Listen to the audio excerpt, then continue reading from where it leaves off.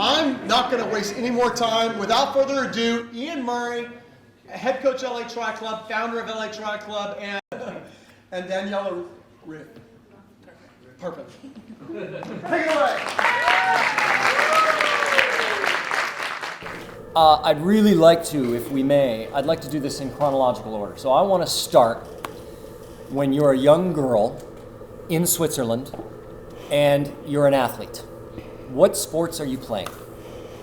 I started with swimming when I was 9, and then went into athletics when I was 10. Mm-hmm. So I did kind of like, some hurdles and sprints and long distance, but also like the throwing things. So I did everything. Javelin, yeah, shot exactly. puts. So I got it all done. I think it was good for me, like to get the bit of everything. I think for young athletes it's important to explore and also kind of find where you're good at. And I always really sucked at 60 meters. I never was fast in sprint, so I knew I probably need to do something that's a bit more endurance.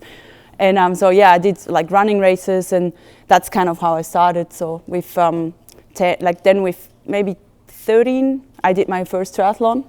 And I fell in love with the sport straight away. And with 14, I got into my team, where I kind of started to train properly and more regularly for triathlon. And when you joined that team at 14, were there other 14-year-olds, or were you the youngest on the team? It was pretty cool. I was one of the youngest, so that means it was kind of set up as I would go there for the weekends. Right. So I would be there Saturday, Sunday. And my friends or my teammates, they were like 17, 18, 19. And it was pretty cool for me because I would find a good way to have some fun on the weekends. Which meant like we trained pretty hard. Like we would train 4 or 5 hours on Saturday, and then we would go out on Saturday night. So I could kind of sneak in as like a 14-year-old and go out and have some fun. Didn't tell my mom, but that's okay. And then we trained again on Sunday, actually quite a lot. When I look back, I don't know how I did it, but we trained like 4 hours on a Sunday, and then I would go home. And for me, that was kind of like really the opportunity I got, to find. I mean, it was for me always fun to go there. It was not just training hard. We trained hard, but we had fun, and it was like actually a bit like my friends and my family. And I think to have that opportunity when you're young, it's really, it gave me a lot, like not just, to become a good athlete, but also to kind of just, find myself and also like, find friends for life. Like one of the girls I was training there with, she's still my best friend. And it's really like bond, like, I guess you all know, like sport can really bond. And I definitely found really good people there. And you mentioned your mom. Your mom was an athlete as well. She ran marathons. She did, yeah. She did. I mean, she never ran professionally, sure, but she did some crazy races. Like there's one race in Switzerland that goes up the mountain for like 42K pretty much. So it's quite a hard race. And definitely got some toughness maybe from her, but also I guess from my dad, who was a mountain climber. So we've both been like my family has been quite sportive or active, and I remember my mom would take me for like 2 or 3 hour walks when I was quite little, and so I think maybe already there I kind of got like a bit of a endurance background. Sure, and you were introduced to it. Yeah, definitely. Yeah. That's good. Well, you won your first championship at 17, and this was in Lausanne. Yeah. So this was a junior championship. It was draft legal, and probably, yeah. And how far is Lausanne from home? Is this a 90-minute drive? Is it an hour drive? Yeah, that's about right. It's like 90 minutes from home. So that was a really cool race. I still remember, like when there I knew I was quite fit, and I wanted to get out there. And I remember I actually dreamt the day before the race that I would do the race, and I really messed it up. And in the dream. Yes. And then I woke up the race morning, and I was so happy I could do the race again because I just, I had another opportunity to actually prove it, and it went really well. It went really well, but you continued to race draft legal for many years, and in fact, the next year, you defended that junior championship. This time, where were you? In Greece, I believe. You know it better than me, I actually Yeah, probably. So now it's age 18, you've won your next junior European championship, and you're racing quite a bit. Yeah, I mean, back then I was still in school, I did all the normal school, but still had this, I had my coach who gave me the plan for the week, and I had a swim squad I could swim with, and then on the weekends I would go to Basel where my team was, and so yeah, it was a really good setup. I could, really, I think in a young age, kind of find, get the help which I needed, and it's, I think, really important that, young athletes get the opportunity to find out what they like doing, and then also that have the opportunity to join a squad, and so then you don't get too bored. I think I always say it now, like I believe if I didn't have this team or this surrounding, I believe I could have gone totally in a different direction. And I think especially when you're 14, 15, 16, there's a lot of temptation of doing other things, and the sport always made me realize, okay, no, that's what I want to do. And for example, I would have an off season, and I would actually be quite, I would have quite hardcore off seasons, which means like 6 weeks, no training, not one thing. And I would maybe, I don't know, not care about food. I would maybe put on 5 kilos. I didn't care. And I would do other things also at nights, and, like going out and have fun and drink. And then you realize, oh, that's just not good for you. And I learned it quite early. By the time of 18, 19, I didn't even feel like doing it anymore, because I realized how bad it is for your body. And so I was really like, if I want to maybe one time be a good athlete or go to the Olympics, I realized, well, maybe I need to, slow it down to maybe only 4 weeks of off seasons instead of 6 weeks. You had won a couple of, reality is, the European junior races are legit. If you look at the results from the races where she won those, you're going to see names underneath her who are out there in the world still crushing it. Draft legal and in long course. And so that was a proving ground. And it sounds to me like the pleasure of your training partners and the experience meant more than the results to some degree. And the reason I ask you about that is because when you were transitioning from sprint distance as a junior into the standard distance, you had a couple of years there in 2006 and 7 where the results just weren't there. But you were still racing quite a bit. 9th at Tizzy in 2006, was a good result from that time. Ironically, Leanda Cave was in that race and got 3rd, and Leanda Cave then went on to win Kona in 2012. So we see these parallel trajectories out of a lot of the athletes. So the next biggie for me really is you winning the U23 World Championships. And that's a place where when you win that, then you start, before you're thinking about the Olympics, but when you win the U23 World Championship, you got to know that you're closer. Yeah, that was 2008. That was kind of the breakthrough year for me. It always takes time for an athlete to also develop. When I was in 2006, I think I did my first World Cup in 2006, and it's a big change from going junior Europeans to actually World Cups. I kind of did that jump in 1 year. Plus a 1 hour race as a junior to a 2 hour race at a World Cup. Yes. Yeah, and so I did have to kind of realize, okay, no, the level is not here what I thought, it's actually here. Mm-hmm. And that's where also I decided, 2007, I decided, okay, now I need to change something. I need to maybe take a bit of a risk, and I went to Australia to train with Darren Smith, and it's actually, it's funny, it sounds a bit weird when I say it, but it happened at a party also. I went in 2007, I met Lisa Norden in the end of the season of one of a race, and I was like, who are you coached by? And she was saying, by Darren Smith, and I knew she was going to Australia, and I said, well, do you think I can kind of train with you guys? And she gave me his contact, and from there I just contacted him and said, can I train with you? And like 2 weeks later, I had him, or not even, no, I think 1 or 2 days later, I had him on Skype. And about 2 weeks later, I went to Australia.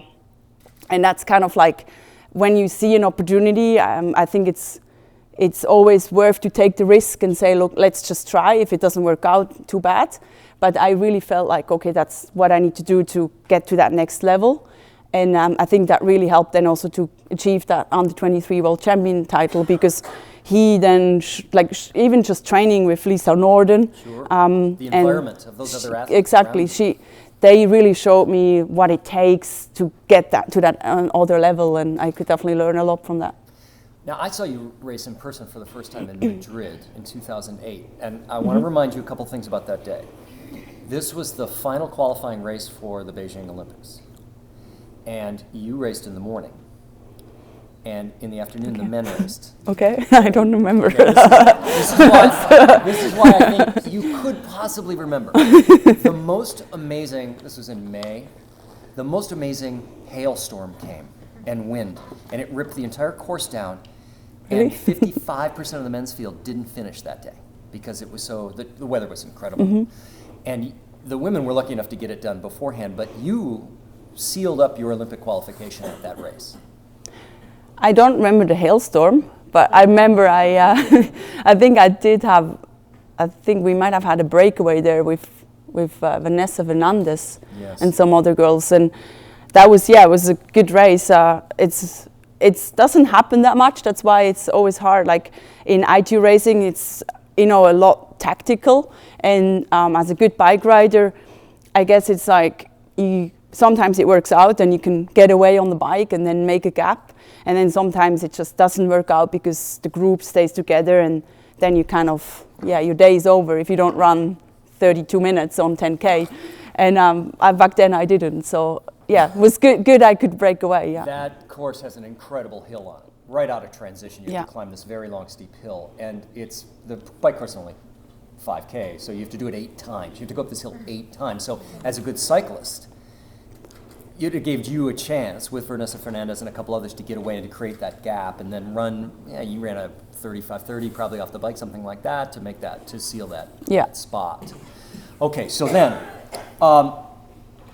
2009. Well, you go to Beijing. You go to your first games, and you get 7th. So I want to hear from you, because this is what we're building up to here. Is I want to talk about Kona in great detail, but clearly the weight of showing up at the Olympics. How did you handle that? Were you a nervous athlete? Were you confident? How did it go? I was very nervous. I get more nervous if I know I prepared the best I can, and because then I know how much I put in there, like how much work is in there. And if I don't prepare well, then I'm like, well, it doesn't really matter. If I'm prepared, I feel like I want to also show it. So it's not that I say I want to win. That's kind of the same what I mentioned in the video. It's just that when I'm prepared, I want to show what I prepared. And if I can't show that, then I'm disappointed. If you can't race to the level that you know you're capable of, then you'll be disappointed. Exactly. So when you went into Beijing, you knew you were capable of something very good. Well, I mean, 7th was very good. Yes. So for me, like I do think I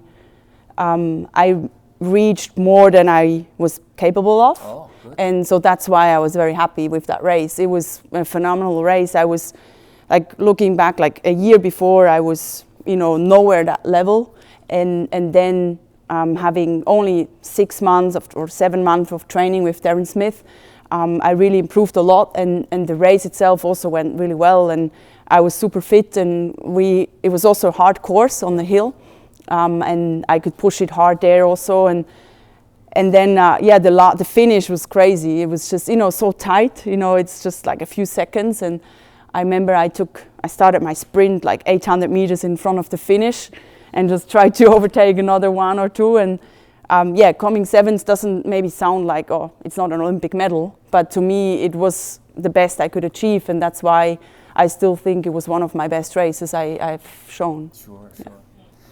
Now, we are also in awe of you because you've won 4 Ironman Hawaii World Championships, you've won 470.3 World Championships, but your first World Championship really came the next year at Hy-Vee in the mixed team relay, and I just want to preface this briefly. We're going to have another Olympic event here shortly in Tokyo, and we're going to have 2 triathlon events now in the games. We're going to have the standard distance, like you just described, where you got 7th in Beijing, and then we're going to have what we call mixed team relay, where there are 4 people from the same country, and it goes female, male, and they run a very short course, and the first to cross the line, of course, is the victor. So we ran that the Sport of Triathlon the Royal we ran that event for the first time, a world championship at Hy-Vee, and you, with 3 other Swiss athletes, won your first world championship. Yeah. Now, here's my question for you. That race was kind of funky at the time, right? It was mixed team relay. We hadn't been doing it that long, really. Did that feel great to you, or did it just feel odd, perhaps? What did that mean to you? No, it was awesome. It was, like triathlon is like kind of like a singles, and a single sport, or how do you call it, like an individual sport, yes. and then to have the chance to actually race with a team, it's an amazing feeling. It's not like we all want to just have our own result. It's if you actually, race for the team, the motivation you can get out of that is crazy, especially when you're kind of like in the middle or towards the end where it's about the medals, or no, actually for everyone. They just, it was such a great race. I remember, we didn't really know, like the Australians were the clear favorites, and they were pretty sure they're gonna win, and because they had all the top stars, and we were just like, we're gonna see, and we're gonna try to make it happen, and then we had that fantastic race as a team, and the bonding is just, you can't experience that when you do it on your own. When you cross that finish line and you can actually celebrate together as a team. That was a very special moment, and also one of the best moments. This was 2009. I don't know if you recall this, but you raced 12 races that year in only 7 months. Did I? You did some research. My question, well, yeah, I did race a lot that year. Yes. And just because I want to couch this properly. The next year, so now we're in 2010. You defended the mixed team relay world championships, and now at home in Lausanne. Yeah. I mean, that's amazing. Okay, but you raced 10 ITU races that year in 5 months. So my question to you is very simple. Was there ever a time when you were taxed by this? Were you dealing with injuries? Were you fatigued? We've seen other athletes get into Epstein-Barr situations and chronic fatigue. Were you able to handle that load in those 2 years without a problem? Well, it's because I had these long off seasons, so yes. Yeah. I think that's a good I just takeaway for us. No, I do. I do it a bit shorter now. Actually, I went back to longer off seasons the last 2 years, and I can tell it really helped me. But back as a junior, and then even at the Olympic distance years, like 2008, after the Olympics, I had a huge off season. I had my biggest off season. I think I was just, after Olympics, it's always special. You're just so empty because you put, like, I remember for 8 months I was just in a tunnel, and then when that race is finished and you actually did a great job, even if you do a bad, it doesn't even matter if you're good or bad. It's just you have that, you kind of lose that goal or that focus, and then you need to find a new goal. Right. And so I didn't really train for like 2.5 months. Okay, stop right there. Yeah. What does it mean when someone like you, no, world champion, doesn't? I'm serious. I think I put on like 10 kilos. I'm serious, like really. But you would still get up and you'd go for a hike. No. Nothing. Nothing. No, really, I really did nothing. And then I felt horrible, and then I thought. And is the feeling horrible? Is that something that gives you motivation to get going again? Because you want to feel fit again? You want to be fit again? Actually, the feeling of feeling unfit makes me motivated to actually start again. But then, once you start, it's like even worse, because then you get reminded how unfit you are, and so it took me a while to. I remember my coach back then told me. I think I went back to Australia in January, and I mean the Olympics was in July, and I did a few more races, and then I probably took a break like October, November, December, and something like that. And anyway, and then he said, when you're back in January, just make sure you can run an hour. That was his that was the bar. And then from then, I think, the work. I mean, I've done like we all, have like lots of years in our legs. So I think the longer you do it, the quicker it comes back. And I do think for injuries, preventing injuries, but then also for the head, it's quite important to have some off seasons and just do other things. And especially when you have like an intense year, then it's possible. Then you're really hungry again, because you want to be hungry to get fit. You want to be feel that, burn in yourself, saying, okay, I want to achieve something. And if you never take a break, it's just fading. And I feel like once you realize also the feeling of not being fit, it makes you appreciate it much more to be fit. Sure. Okay, I want to get to Ironman and half Ironman, because I know a lot of people in the audience are not as excited about ITU as I am. But I need to ask you, of course, about you go to your second Olympics in London. Just break down the race for us. What happened there? Well, the race itself, that's not very interesting. I was just not fit then. That's actually quite simple. I had quite a hard, after 2:10, I had quite a hard time. I got sick after Seoul. I had my best race in Seoul in May, and I got a stomach virus, and it took me pretty much 1.5 years to get over it. Wow. And that was quite a hard time. That's where I started to kind of lose the passion a bit, because when you feel nauseous every day, you get up and you just I didn't even feel like training. I just felt so tired. That was, really kind of challenging me. And then of course, if you don't train for properly for 1.5 years, I kind of just made the qualification and was getting a bit better again by going home and just spend some time at home, and really helped me. But it was just not enough to get fit for the race. And there, if you're at the Olympic Games, you need to have at least 12 months of perfect preparation in your body. Right, okay. So, you switched to long course. Yeah. And you go and race, this is 2012, of course, is the London Games, and I'm trying to find some points year by year that are interesting. So I want to say that in 2013 really was your first impressive result in long course. You raced Ironman 70.3, the European Championships, and you win that. Mm-hmm. Which again, I want to relate this to U23 Worlds and all these other things. If you look at the names that finish behind you, these are really the best in the business. And you've had some dominant performances, but you weren't dominant at that time. I took note that Annabelle Luxford was only 55 seconds behind you at that race. Do you remember that race, the details of that race? How did that shake out for you, that race? I doubt you were first out of the water. No, I was not. I think Liz Blatchford was in front of me also. And for me, Annabelle Luxford was she was wow, I hope I can beat her.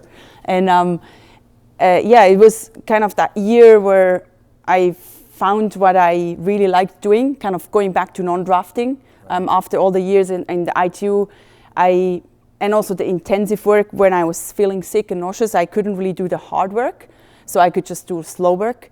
And I figured if I maybe do longer stuff, it will help me to, get better. And so I just felt like that's the racing I really like. And that's why I decided in 2012, okay, now I tried to do something else. I kind of actually, quite a few things changed. After the Olympics, I started to study.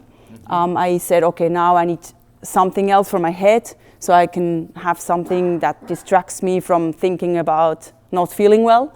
And because if you as a professional athlete, it's nice if you go well, but if you don't go well, you have a lot of time to think about Sure. how bad you're going.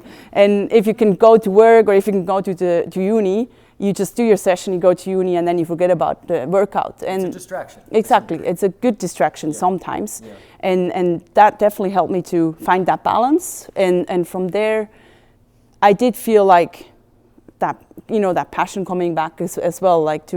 I felt like I wanted to race again. I picked some races I wanted to do, and a European Championship was one of them in Wiesbaden. It's also a hard course. And there it was just kind of like, it's a lot changed since then. I was just trying to compete and I was quite unsure. Distance felt long to me and all kind of new. Sure. And and then after that year I went to Cozumel, and that's kind of where a lot of things changed with changing to bread. Yes. Yeah. Well, I found each year I've been able to sort of state something from that year that happened that was important that you did. And so in 2015, you won $1 million. Let's just talk about that for a second. That's a big jump. I think you just missed a few years of work. Because we're talking about triathlon here. We're not talking about golf. We're not talking about big money sport typically. So will you please just frame it up for us, what the Triple Crown was and how it shook out for you that you grabbed that reward? It's a big jump. So there's a lot of things between happened, of course. But I mean, I started let's just go maybe one sentence about 214 maybe. Okay. Because 14 was like the biggest change. That was like where everything changed, because 213 was kind of from, I might just do some 70.3 races and kind of start to, find my passion for the sport again, where suddenly I was going to, going to my coach, and he was like, you can actually do Ironman. And I said, no way I'm going to do this, because it's so long. There's no way I can do it. And he was pretty confident that I can do it, and he convinced me to do my first Ironman in 214. Which was kind of the most craziest weekend I've ever had, with the 5150 on Saturday and the Ironman on Sunday. And that's where I realized, I think my body is actually made for that. And I think that was probably the biggest change of all of it. And then... Well, you spoke about being in Madrid and how you as a good cyclist were able to be involved in a breakaway. Mm-hmm. The reality is, when you're a good cyclist in draft legal, oftentimes your talents are wasted. It's hard to put it to work in a draft legal environment. But when you switch to non-draft, and especially long course, this is a place where you can really put that bike skill to work. Yeah. And that sounds like it's the discovery you made. Yeah, I mean, I'm a person who likes to be depending on myself, yes. And not to depend on others. And that's so interesting. It's so interesting to look at. Of course, that's the same in when racing. You're in a time trial. Yeah, it's your work. Exactly. Yes. So in ITU, it's kind of like, sometimes you're lucky, you get in a pack, and then it run well, and then you win, or you get podium. Where in Ironman or in non-drafting races, it's really about you. And if you did a good job in the preparation, the chance you're going to do a good job in the race is pretty high, because the performance is in you, and you just have to show it.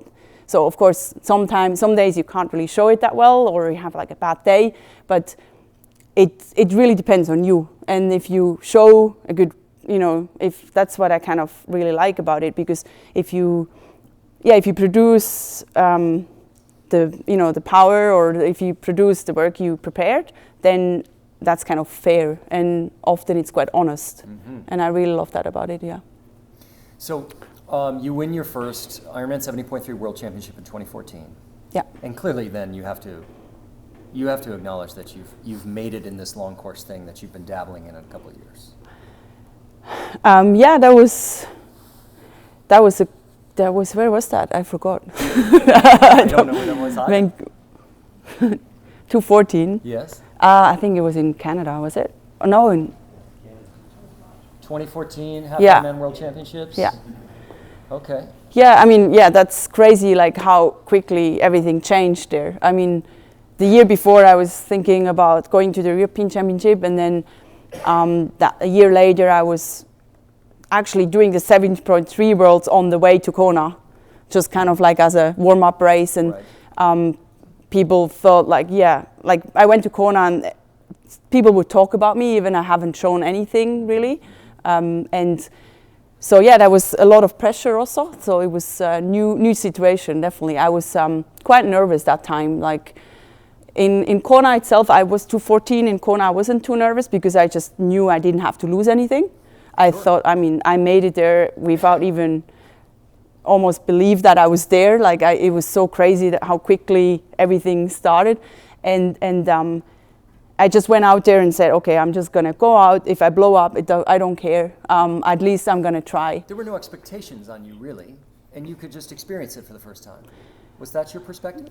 I mean, I did. Of course, I had expectations on my own, of myself. Like, that I had the expectation to, again, like, show what I prepared. And so I knew I was quite ready on the bike, and the run, I really didn't know. Like, it's I mean, it's also a lot of new conditions in Kona, like the weather and the wind and everything. So I didn't really know what to expect. I just thought, okay, I tried to convince myself that I had nothing to lose, but it's kind of like, when you have so many people watching you, it's not always that easy to convince yourself that it wouldn't matter if you really suck at it. You're okay. It doesn't matter if I really suck, and you finished second. Yeah, okay. I was okay. You were okay. No, to be honest, there was another great race. I felt I'm very proud of that result because exactly like how I did it is like I really went out hard on the bike and I tried to take my chance. And I didn't do everything perfect on the run with nutrition yet, but that's just how it is. You have to learn. But I felt like I really gave everything I had. I mean, I was just destroyed. Like these last 10K on the run, I was just trying to hang in there and somehow get home. And that's when like you gave everything. And I think that's also a very satisfying feeling. Like that's what you should always, that's what I always try to aim. And if I do that, then I know there was nothing else possible to go faster. And that day I couldn't have gone any faster. The last 10K. Okay, so that means you felt pretty good going down into the energy lab and coming out, because the last 10K starts when you're back on the Queen K. I felt bad out going up. You felt bad I didn't know there was a hill coming. Yes. Yeah, I didn't really check the course because I just thought, oh, I'm just gonna run. And sometimes it's a good thing because then you don't get worried too much. You'll see. And in race day, it's so often different anyway. Like so many times I went on the course and I would see, oh yeah, then I'm gonna think this, or oh yeah, then this hill is coming. And then when you're in the race, it's like totally different because you're in your zone and sometimes you don't even notice a hill. And sometimes you think like, what's this hill now? Where did this come from? And that's how it was in 214. It was, I think, also a bit a mental thing because I saw Miranda on the crossing. On the out and back of in energy lab, yep. And then I started to bonk. But tell us how this works at your level. You're running down to the turnaround at the energy lab, and here comes Rini coming the other way. So. Yep. Did you check your watch? That's my first question. Which watch? Are you taking a split to figure out how far you are from I didn't have a watch. You didn't run with a watch? No. Do you ever race with a watch? No. Cool. Okay. You see where she is. I just wear nice watches. No. We'll get to that. I'm just kidding. I want to talk about that too. Okay, so you see her coming at you. Do you know where the turnaround is? Do you know how far away it is when you see her?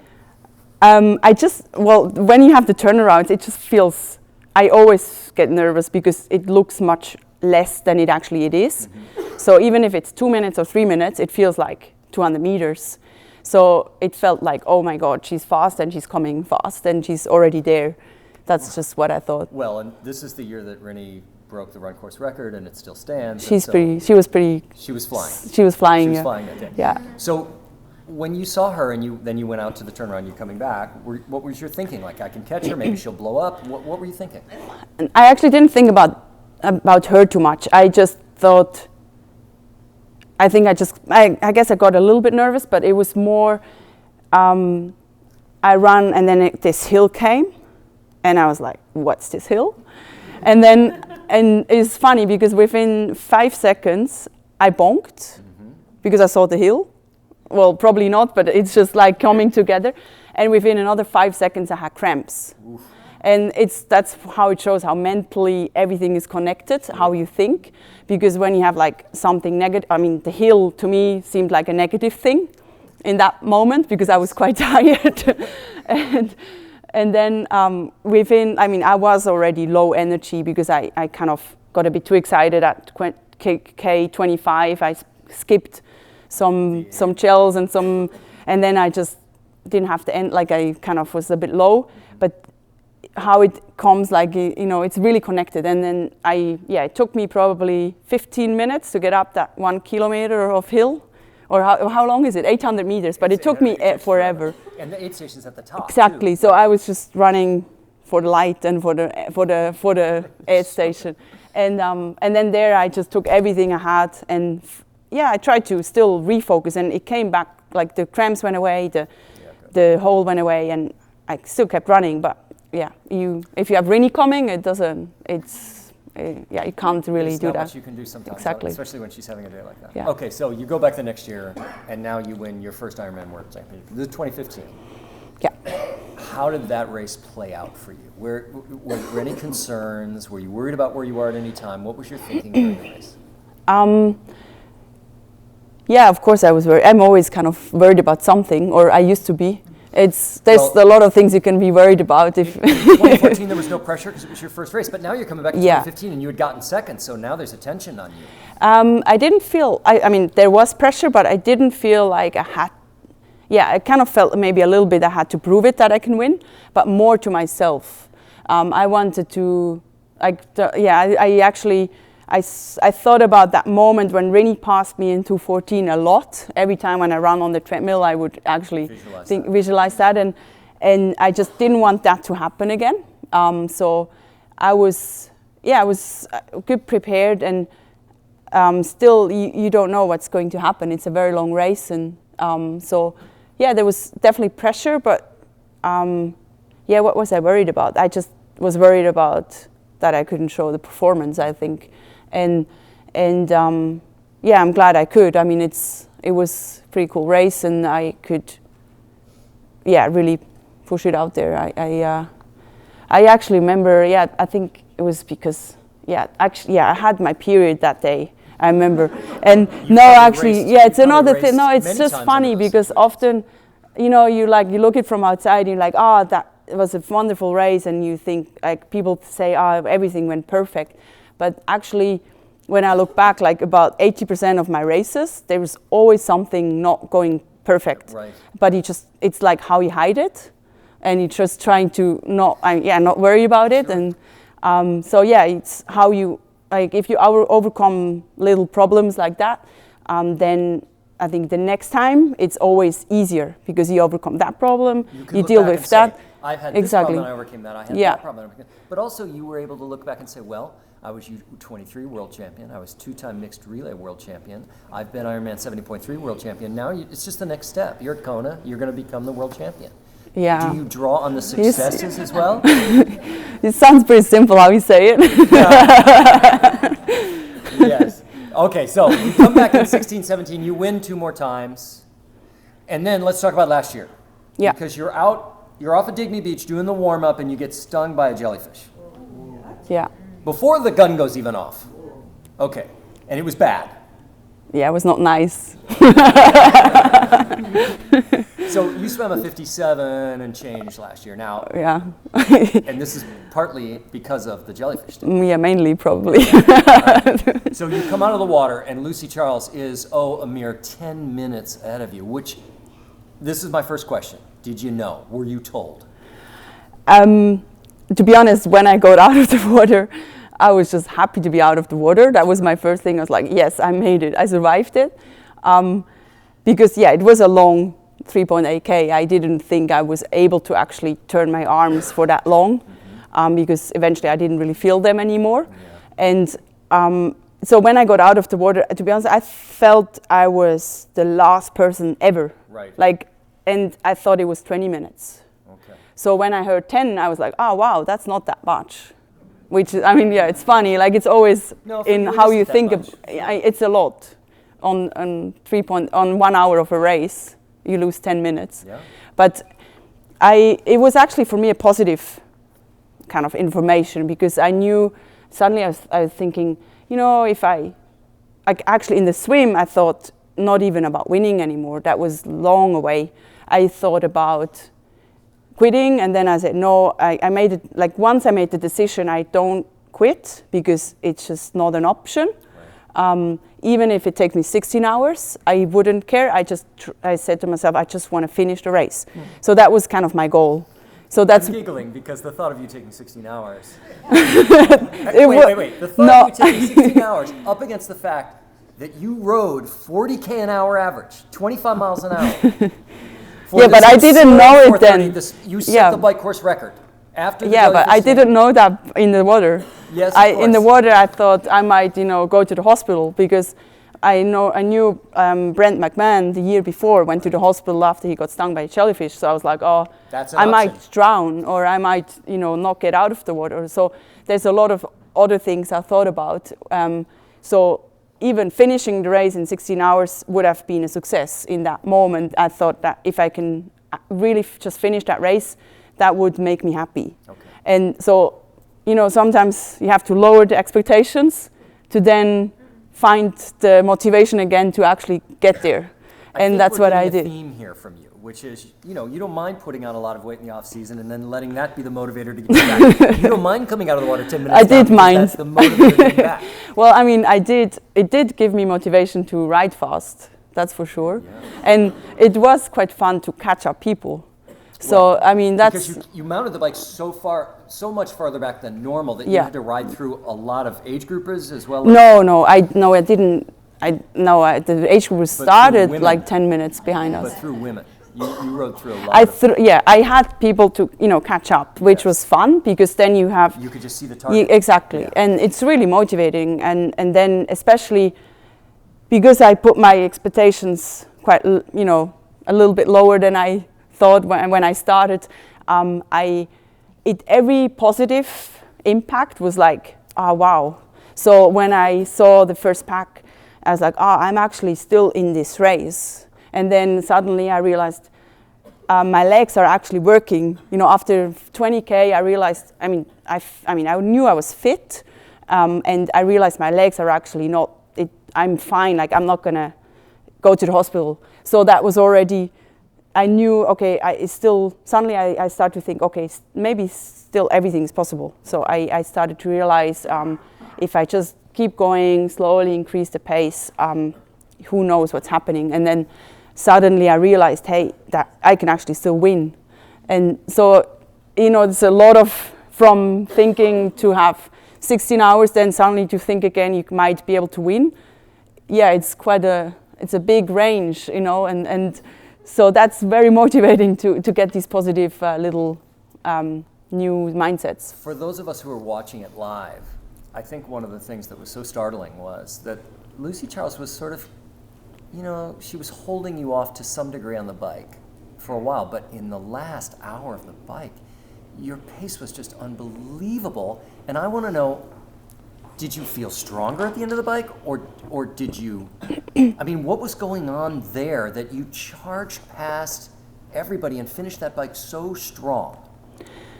To be honest, I think it was probably because my heart rate for the first hour of the race was about 90, because I couldn't swim fast, so I think that definitely helped. So I was probably less tired, like I was mentally tired getting out of the water, but I wasn't my heart didn't have to work hard. I was the pace was not fast. It was just trying to get the arms rolling. And I think it's also the positive mind, because then when you actually realizing, hey, I'm actually still in this game, it's a lot of fun. I was suddenly getting that boost from knowing, I'm catching up, and then suddenly, I think that was about one hour to go. I saw the helicopter over Lucy, and I was like, oh, that's not that far. And I realized the year before I was still 4 or 5 minutes back, only 40K to go. Okay. And back then I was maybe only 3 minutes back. And suddenly I also realized I'm actually in a better position this year than last year. So that gave me another boost. And then I just thought, okay, now I'm just gonna catch her. Yeah. And I just put the hammer down.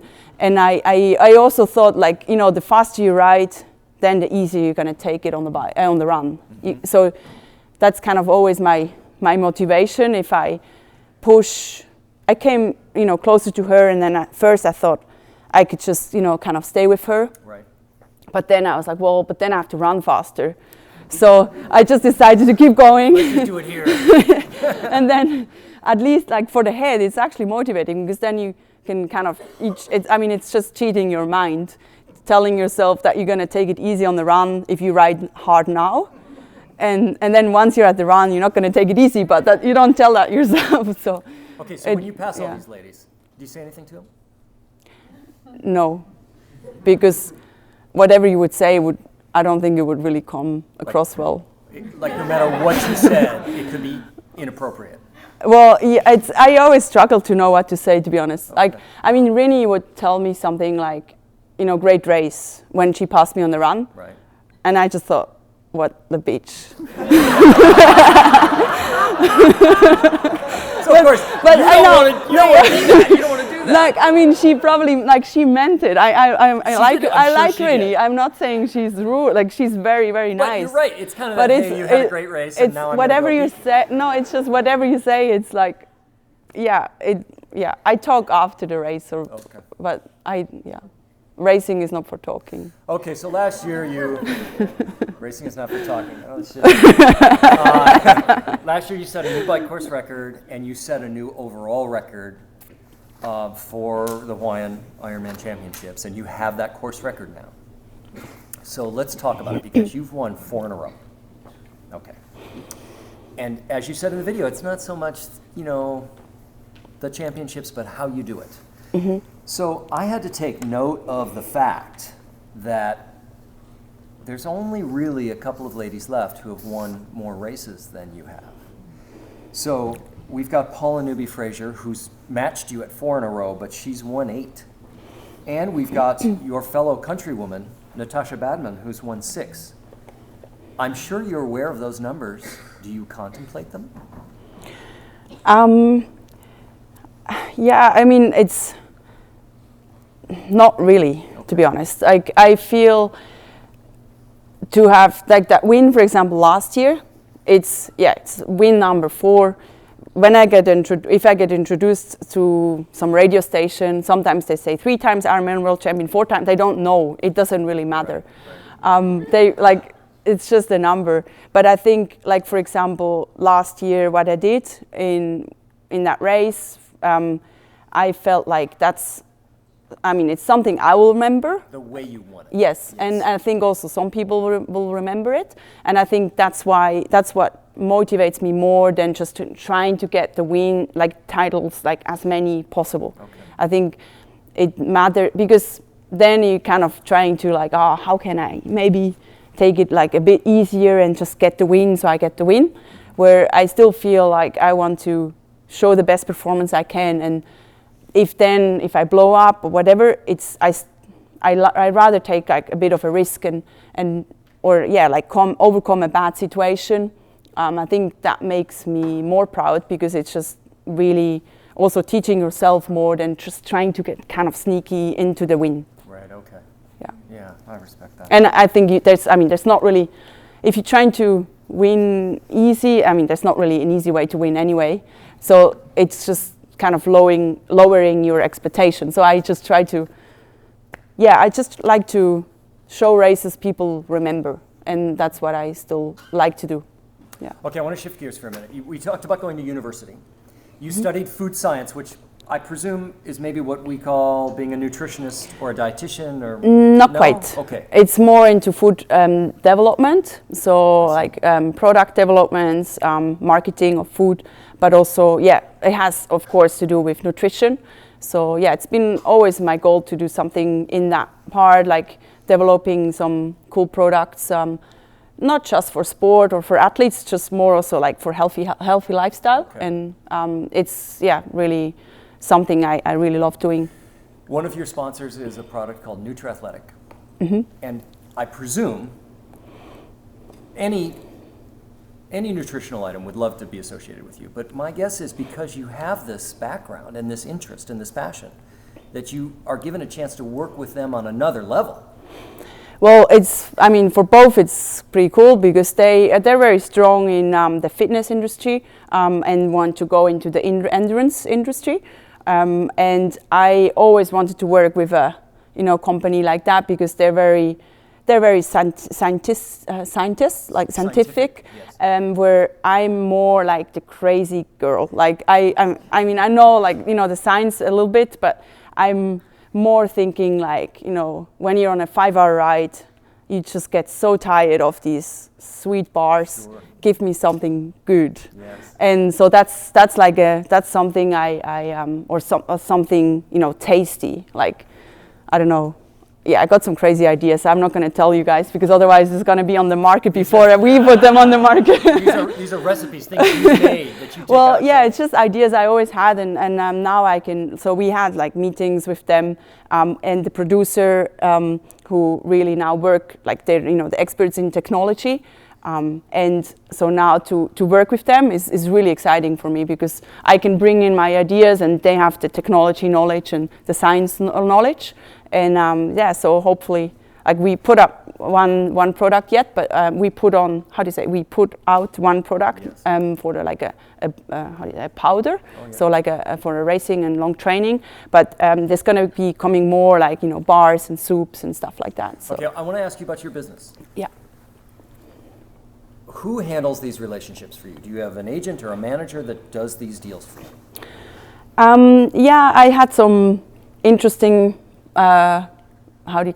experiences there. I did start quite with a friend who was just kind of like supporting me, right. Which really taught me a lot. I think it's quite important that you, as an athlete, that you also know what's going on, like with deals and with, you know, being responsible. Like when you get money from someone, they expect something back, and I think it's quite important to know what you can, what you can give back. Believe in it. Exactly. Yes. And so yeah, I had that, and then I had like a management company who took care of me, and that was a little bit of a struggle. It's always hard, like when you start to make more money, then you get people trying to get the money from you. Sure. So that was a bit of an experience, and now I found a really good way to put up a team together. So what I did is kind of like employing people to work for me, and it's really good because I like to also, you know, I like to also decide on where I want to push. And for example, last year I really wanted to show, also for my fans actually, to give more on social media. So I decided to, you know, hire some photographers to follow me, and just stuff like this, so you can actually influence what you do. And I think if you have, triathlon is a very complicated sport. It's not like, you know, signing a rugby player and it's one deal and then he has the deal. So triathlon is very, you know, wide, and you have different partners, and it's very interesting also because you can really express yourself. I think having, you know, designing race suits, and, you know, it's sure. Fun, and I really like doing it. And it's still I need to make sure I don't do too much because, my focus needs to be on the training. And if I get too much else, it's then the training is suffering. So that's why I have my people around me, and they really support me well. And I want to ask you a question about some of your partners, and I want to make sure I preface this accurately. I'm going to use the term national pride, and I want to be careful of that because we're in a weird time here in the United States. That would be weird here. But it appears to me that you have real national pride in being sponsored by DT Swiss. This is a home country program here, and they make phenomenal hubs and wheels. Also, it appears to me that you're sponsored by the natural gas industry of Switzerland. I don't understand that. I want you to explain that. But also, I mean, you have these non-endemic sponsors as well. Breitling watches, which you had a chance to plug a moment ago, but you were very soft in that sell. I respect that. And Mercedes to some degree. So I presume at your level, you're getting offers all the time, but you've chosen these for a reason.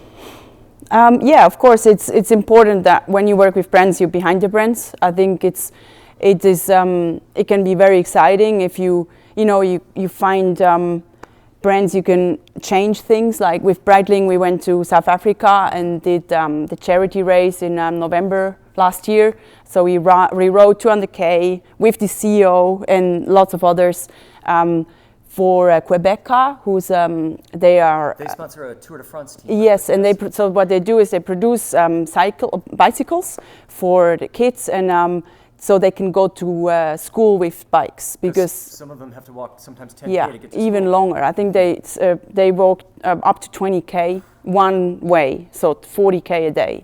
And just to, like, it really changed for them to have a bicycle to go to school with, changes everything. Yeah.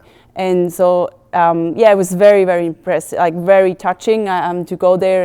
And we also met some kids of the project, and we talked to them, and we rode bikes with them, and it was really, really touching. And so to do stuff like this is also, it's also nice to, give back in somehow, and that was a very nice journey, or like a great project, yeah.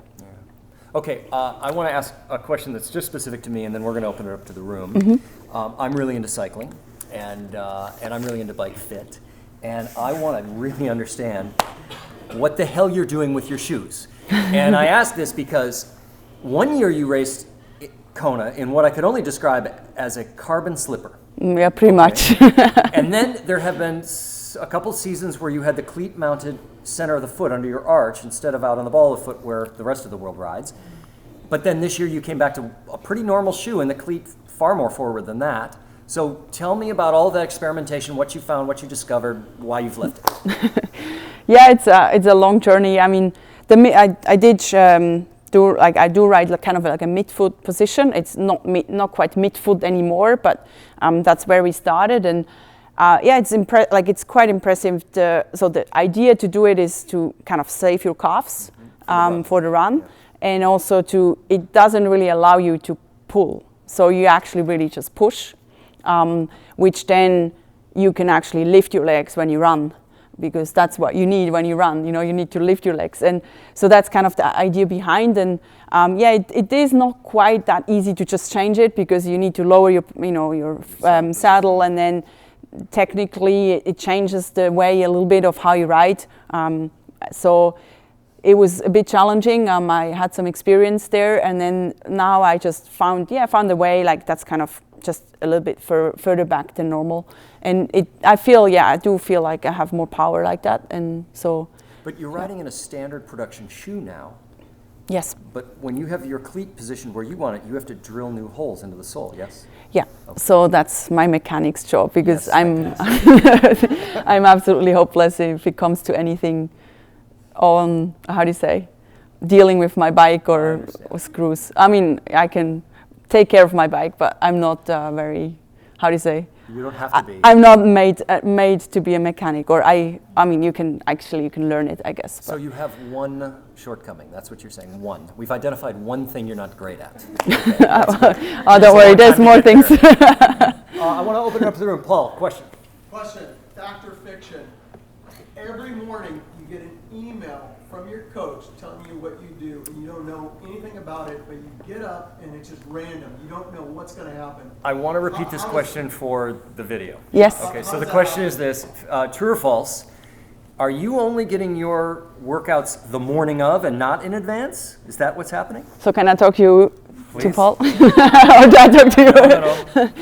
No. That's kind of how it works, yeah. So with having a time difference of 9 hours, it can be quite complicated, because sometimes my coach messes up the days. So, but no, he got better at it. Like sometimes I get a few days in advance, but normally, that's how it works. I get my day done, and then I tell him how it went, and then I get the training for the next day. But sometimes, being here and he being in Europe, he will sleep, so I'll get the training in the morning. So I try to avoid that, so I at least know in the evening what I do in the morning. Do you find that being an advantage and what the other pros aren't doing, because you're overcoming these challenges over and over and over again? It's actually not so much about the challenge. It's more, I think one reason why he does it is because he can't really give you the perfect session yet before he knows how your day went. So depending on how your day goes, it depends what you do tomorrow. So if something happens, he will change the whole training. But then also often, like when we get a whole week, sometimes if we think about it too much, it looks like so much of work, where if I just get the next day, I don't think too far. So that's kind of actually a bit of a help to not overthink what you're going to do and just focus on the moment and just take it, session by session. And yeah, like even if I have a whole week now, I just look at the next day. And what it's hard, like when you have meetings or appearances, it's very hard to plan. So that's why it's sometimes now I tell them, look, I need to know, because I need to kind of also plan a little bit. And so yeah, we're working it out. Like I'm getting like 2 or 3 days. Tell us the story behind the bird. Yeah, how did you come up with your bird logo? You have your own, Yes. your own logo. Yeah, it started like kind of when my coach started to call me Angry Bird. So that kind of got into the group as my new nickname. He told me, like he said to me Angry Bird, because apparently when I look focused, I make this face like, I don't know, just angry. And I'm not really angry, but I'm just kind of like in the focus. And so from there, it was funny. Like he said, I look like them, and these flying birds. And I actually didn't even know this was a game or something. Yes, it's a game on phones. Yeah, and so I looked them up, and there's one of them was like, I think Stella, the pink one. She's described as like, focused and don't fool with her or something, like don't mess with her, and kind of like, easy, like what was it? Yeah, just kind of like, very ambitious. And so that's where it kind of started. And the group in the training group just started to call me Angry Bird, and now they kind of changed it to just Bird. So they call me just Bird. Because I'm not always focused or angry. And then we came up with the bird as like the logo. Yeah. 2 questions. One, not necessarily Ironman 2018, but in general, when you're racing and things are getting real hard, or maybe things are tough, or you're having cramps, what's going through your mind, or what do you tell yourself? What are you thinking? When things get tough in a race, do you have a mantra you use to bring yourself back to a positive place, or what goes through your head when things get bad? I think you like to know that you can overcome everything. That's one thing I always try to remind myself. I think it's bad moments they always pass if you just stay positive in that moment. And often we think too far ahead, and we like, oh, it's such a long way, and then negative thoughts come up. So for me, it always helps to just find something little positive in the next, like in the next 5 minutes, or even just like the next aid station. There's gonna be cold water, for example. I try to motivate myself with that. And then a bit like I explained with the jellyfish problem, like to just be happy about little goals which you achieve, and that can already change your mind again, because then having a little happy moment or a positive moment can then turn it really change your mind. Yeah. And is there a second part? The question is, when you're on the bike or running, what heart rate zone do you train in? Zone 2, zone 5, zone 3? Well, hold on. Let's broaden that out a little bit, because you're not wearing a watch when you race. So we got to ask, when you train, are you training with a power meter on the bike? Are you training with a heart rate monitor on your body?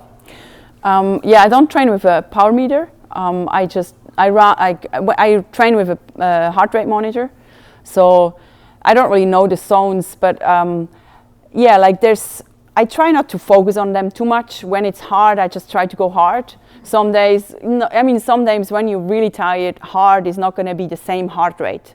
So I try to more use the heart rate of, like, let's say I have an easy run, that then to kind of say, maybe that's a bit too high now, I should maybe slow down. Or if I have a hard run, maybe say, I can maybe pick it up a bit because it's not high enough yet. But even then, I it's the risk to overcharge it is very high, because depending what you eat and how much stress you had, how tired you are, how your legs are, is always also impacting your heart.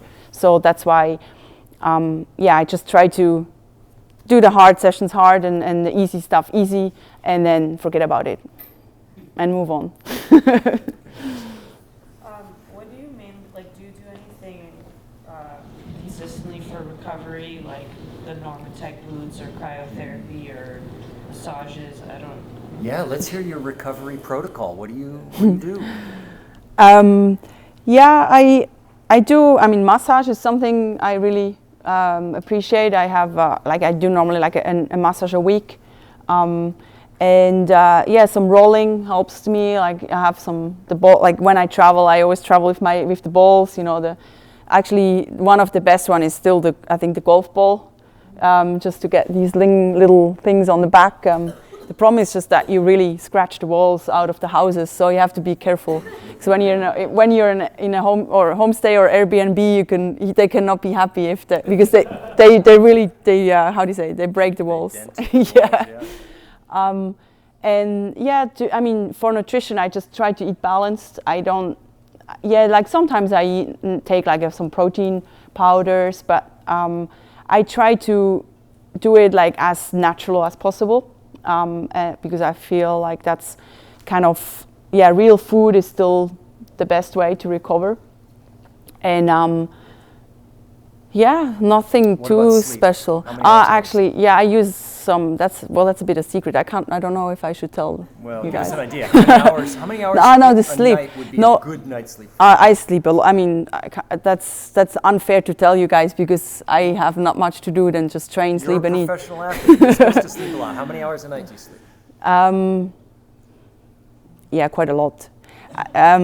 Probably 9 hours at night, and then sometimes 2 naps a day. You take 2 naps in a day? Yeah. Because, you're training it's just sessions. When I train hard, I need, especially in the altitude. Yeah. When I train in the altitude, it's hard, and I don't really like doing it because it's just so boring.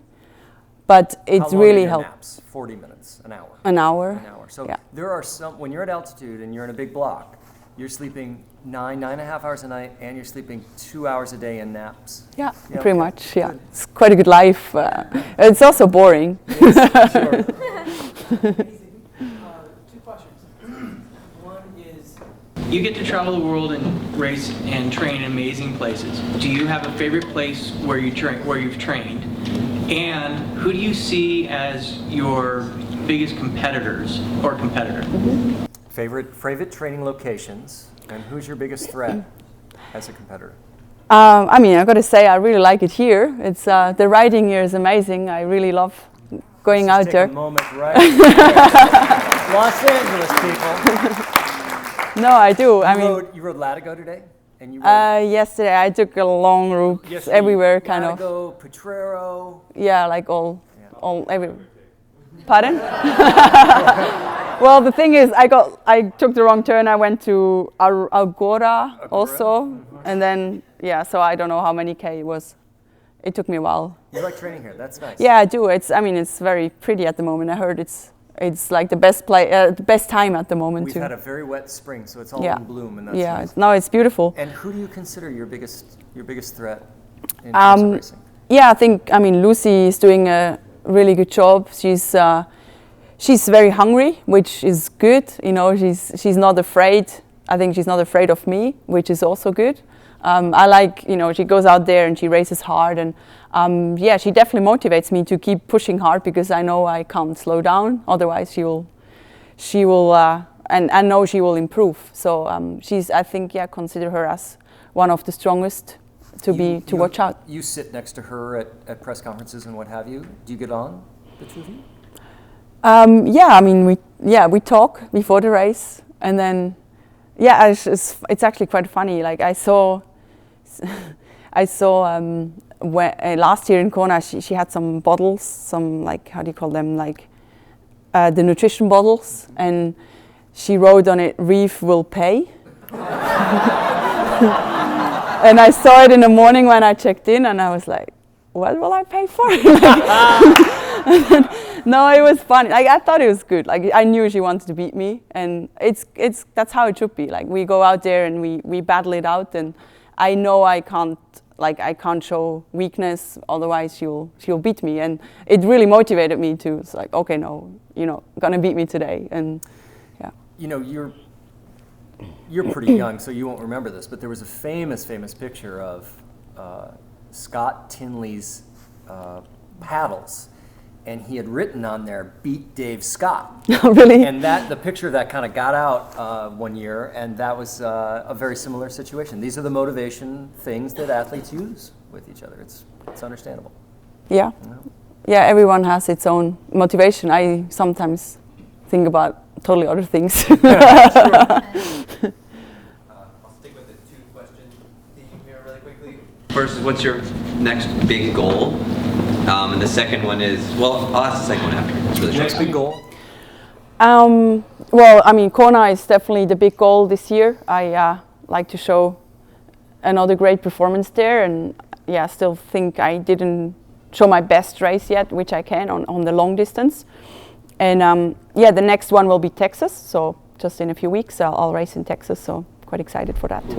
And I was just going to ask, I don't know how much time I don't know if you ever noticed the age groupers, the amateurs, but do you see anything that you're like, God, if only they were doing more of this, like any tips for just amateurs just to improve? This is a good question. For starters, do you observe age groupers? Are you ever given a chance to see it? Never met them.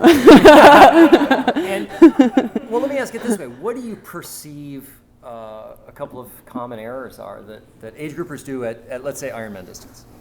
I mean, you asked, like, what could they do more or better, but I think it's more like the question what they could do less.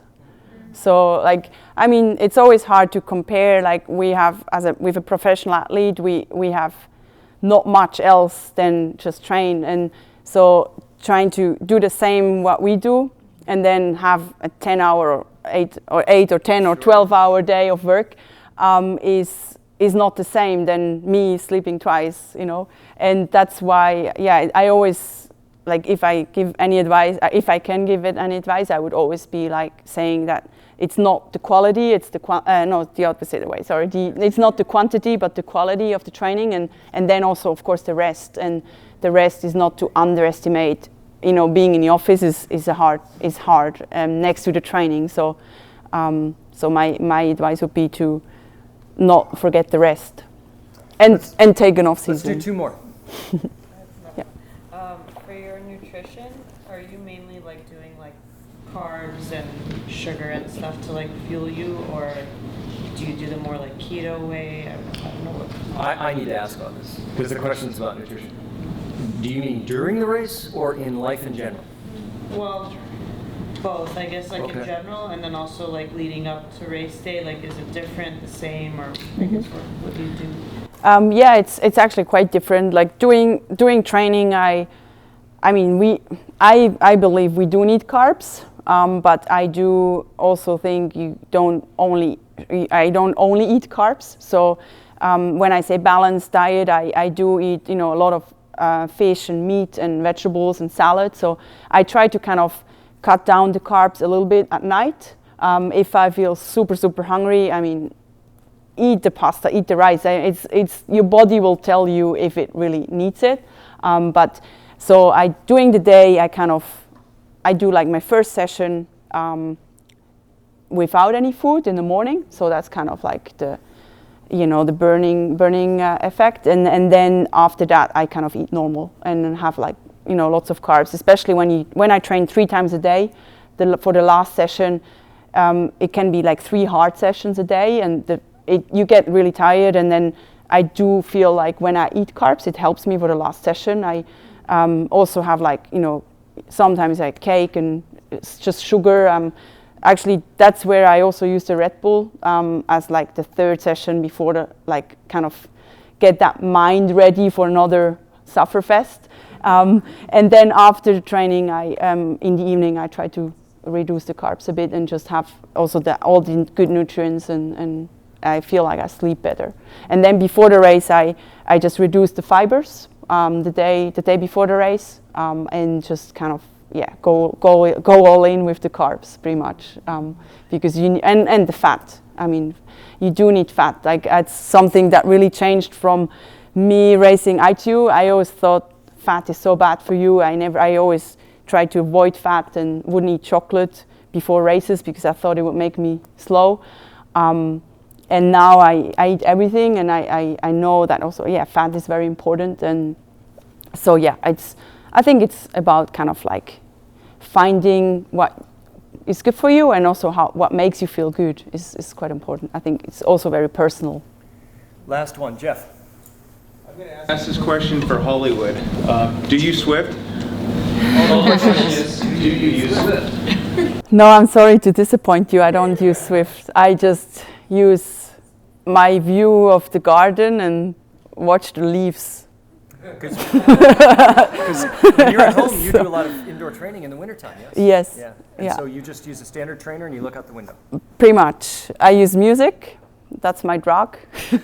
And it just, I feel like to do a turbo session, it really helps. Like, if I have like a stressful day, or like after meetings, sometimes I go on the turbo, have the music, and I feel like you don't have to think about anything. You just go hard and you switch off and you're in your zone. And what music do you listen to? What do you listen to? Quite mixed up. Like, I use Spotify playlists, like, some house stuff. Okay. Some good beats. Always a bit different. Daniela Ryf, thanks so much for coming. Thank you so much for having me. Thank you. Awesome. It was awesome having the world champion here. I just can't say enough. Thanks for making it Thanks out. for having me. Ian, great interview. Thank you for doing this for us. We're going to do a group photo because it's not every day we can do a photo with the world champs. Let's go out front, back here, pick up anything that you left behind. Big thank you to Red Bull for hosting. And Santa Monica Brew Works for all the free beer. Oh, very nice. Yes. So let's go take